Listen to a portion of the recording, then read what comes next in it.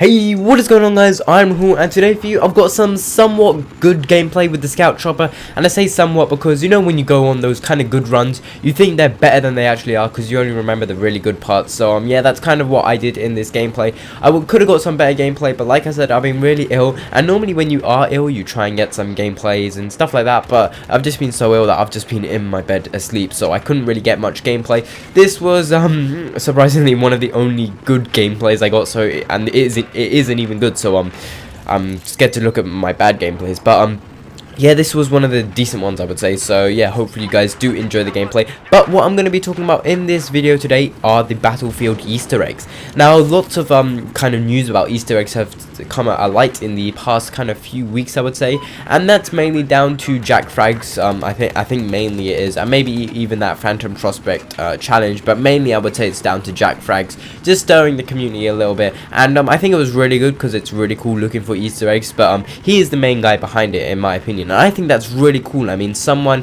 who's if you look at the whole BattleField community, he's big, but he compared to like how big the actual whole community is, he isn't known across with everyone. So against the whole community, he's kind of small, and the fact that he's made this happen, I think that's just really awesome. Just a YouTuber himself, that's just like so awesome in my opinion.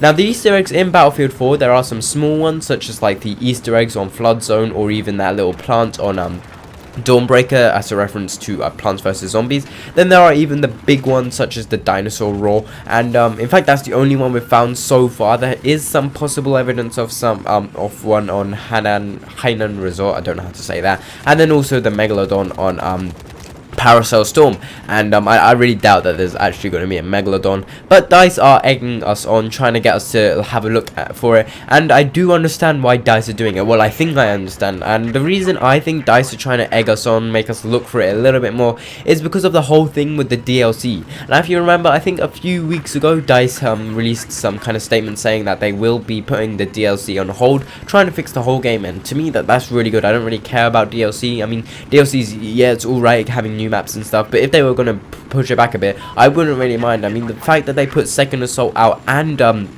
China Rising really close together, I don't think that was a really good idea, but I'm glad that they're trying to space it out quite a bit, the DLCs, because the game itself is just so great, so much epicness. But if you keep on putting DLC and DLC and DLC, the epicness is still there, but then it starts to go down and it's not as fun. So I'm really glad they're trying to like build the core game back up to how it should be, and it's just going to be really great.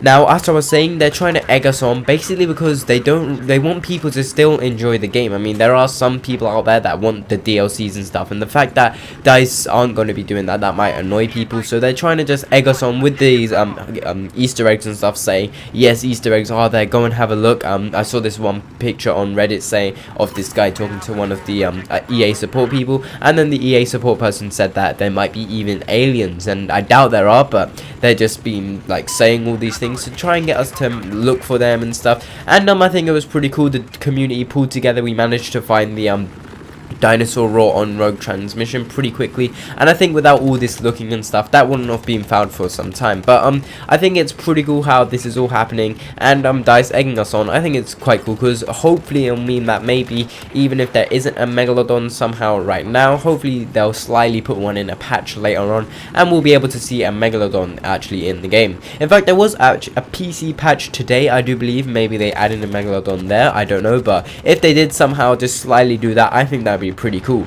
And the Megalodon itself, I did make a video about it before. That was a troll video, but I don't really think it will be in the game like a full Megalodon. Maybe a roar or something. Well, not a roar, because I don't know, can fish make noises? I don't know. That's a question I want answered. But yeah, I don't really think there'll be a roar or anything, or actually seeing a Megalodon. There might be hints or something, but the whole idea of a Megalodon is kind of far-fetched. I know all the clues and links and stuff like are really like key, they're core. There's the Phantom Prospect, why would they name it that? Nothing to do with China Rising. Battlefield Friends, they were created with the Battlefield 4 episode, and there was stuff about Megalodons in that. And then there are also a few other things such as the dog tag, which has the scientific name for a Megalodon, and few other things as well. So yeah, that's all good and well, but I think it's just DICE, as I said, egging egging us on, trying to make us look for something that's not actually there. For the road transmission dinosaur Raw, we did know it was actually going to be there, as it was in the sound file of the game, so we knew we were going to be finding that. And also there is this one on the Hainan Resort. As I said, there is this kind of alien ship kind of crashing noise, and then people are saying that the oil spills are in a certain formation where you have to light them up in a certain way because they're like arrows, and then they point towards the boat and something will happen there. To be honest though, that sound file which was played did sound like the actual building falling down, like the Levolution moment. I'm probably wrong there, because I think there could be an Easter egg in the actual map itself, but I don't know, it did sound a little bit like the actual just Levolution happening. And like Hainan Resort, you hardly ever see the Levolution happen where the two sides of the buildings collapse down, and I don't know why. Maybe people just don't do it, or maybe it's just on PS3 people don't do it, as I'm not on PC as of yet. But that's about it for what I have to say. Hopefully you guys have got some further insight into Easter eggs.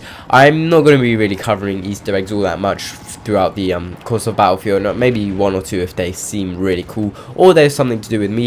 But apart from that, I'm going to be carrying on the videos. I'm going to maybe make a video about what to expect once I get my PC and for the future 2014, because I've got some cool series lined up for you guys with the PC, so hope you guys will enjoy that. Anyway guys, I've been Rahull. If you're stuck on the video till this long, then please leave a like, always helps me out, and I guess I'll catch you on the battlefield.